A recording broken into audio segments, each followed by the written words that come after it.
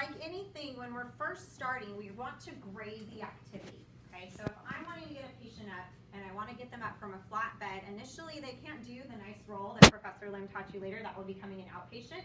Okay, and they can't do the log roll because we want, well, they can, but we want to progressively get them more independent. So how are we going to do it? What are we going to go to? What do you think? Long sitting. How are we going to get there? Okay, so we're teaching the patient to progressively work into a long sitting position. Okay, now if we're looking at our lumbars, this will be a little bit easier, but if we're the higher we go thoracic, we're not going to be able to do this. We're not talking about cervicals here unless they are an incomplete, but we would not be doing this activity with a cervical, okay, because they are not able to get to this activity level. But we're looking at thoracic and lumbar sacral. Okay, so what we're looking at here is we're wanting to teach the patient to get kind of up on their elbows, and they're going to fling themselves forward, okay? And we're going to get their hands back. I'm going to let you go and do your notes, and I'm going to have Professor Lim. Okay.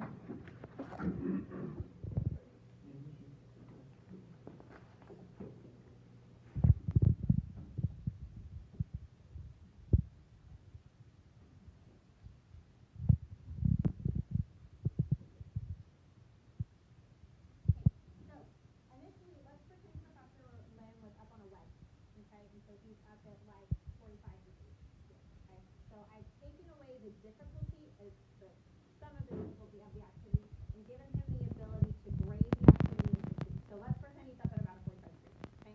So what we're looking at initially with a lot of these patients, because they're heavy and different things, I'm not going to be on site. A lot of times I'll actually get on the mat. You can do it on site, that's fine. But I feel like I get better control from the top. So when we are looking at them, what we're wanting to teach them is we want them to kind of elbow into the mat. And they're going to use their head. Okay, with your spinal cord patients, you find a lot of control with the head. When I talk about head on body movement as well. Okay, we never talk about how to do this one leg, pick up the other, right? Okay, so use that idea of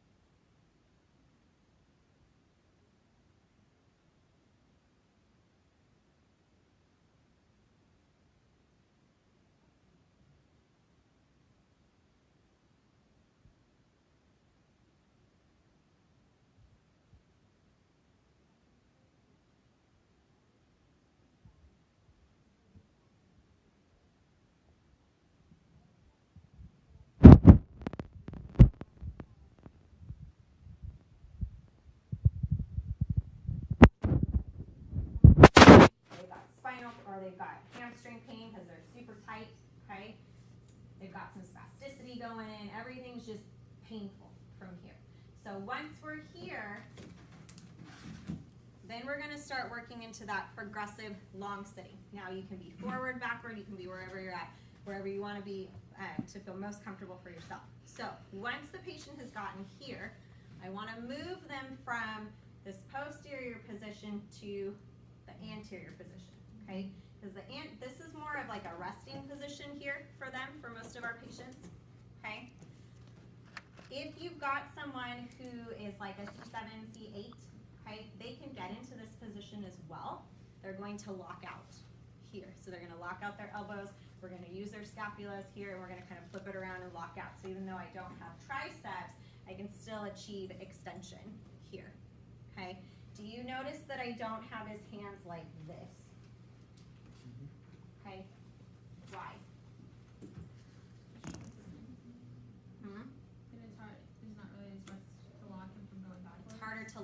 sure. So if I have them forward facing this way, he's more likely to bend and dump in the elbows here. But if I've got him out this way, I've locked out into bone-on-bone extension here. I don't necessarily need my muscles, okay? And then I'm resting on my shoulder blades here as well, okay? Now, if a patient has full upper extremity control, they're just utilizing their muscles. But if they don't, okay? Once they're here, I want him to come into an anterior posting position, because the anterior posting position is how he's going to get dressed, how he's going to do his transfers, how he's going to get in and out of bed, okay? So initially, long term, these patients were going to be able to just do this really fast. But when we're initially teaching them, we need to teach them those head-on body movements. Question? No. Oh, okay. You were waving at me. No, hand Okay. position, sorry. Okay. We want to teach those head-on body movements. So our body follows our head, right? Okay. So if I want Professor Lim to be forward with his hands forward, which way does his head need to go? Forward, right? If I want him to bring his left hand forward, where does his head need to go? To the left. Forward and to the right.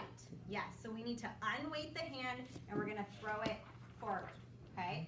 And we're either going to lock it out into extension or we're just going to kind of weight bear through there, okay? So we're going to bring him over here and we're going to teach him to lock it and throw it forward this way, okay? So we're coming here.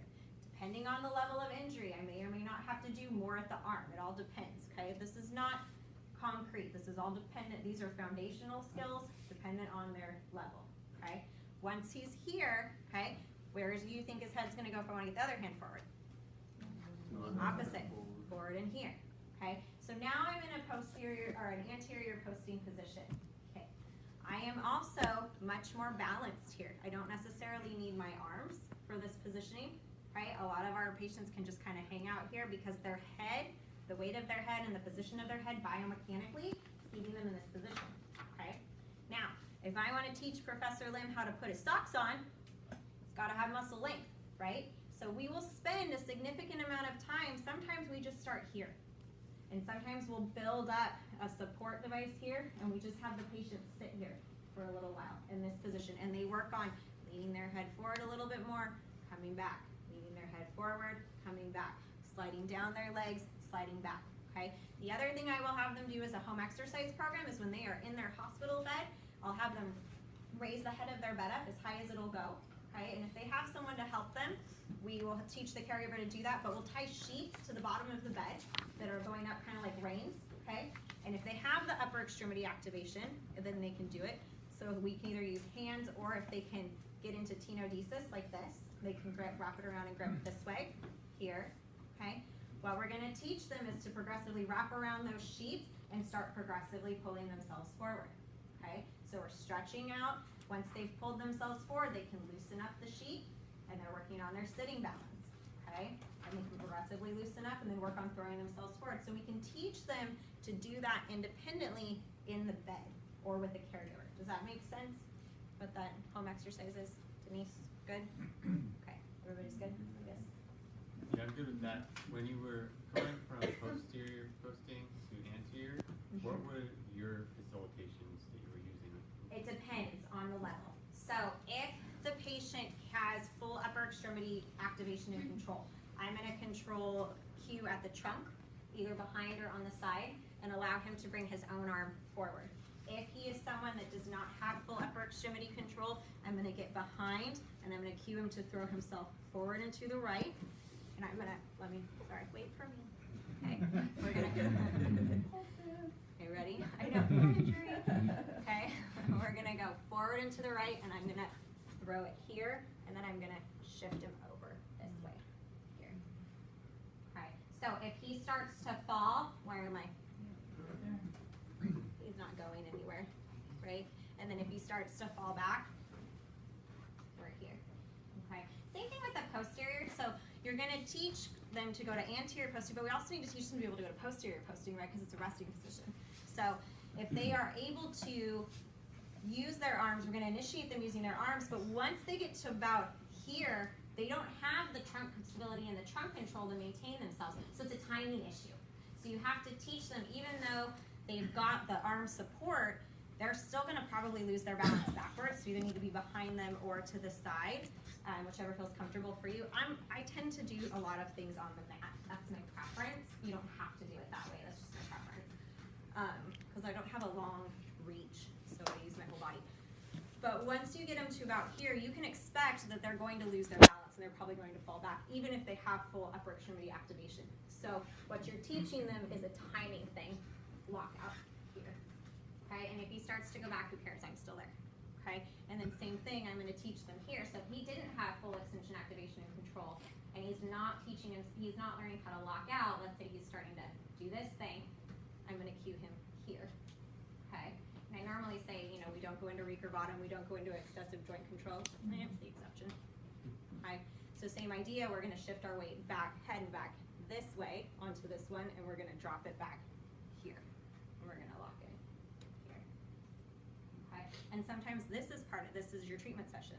Working on getting into extension here, activating, holding yourself there, okay? Working on scapular extension, or scapular adduction, excuse me, okay? And then you can spend a lot of your treatment session working on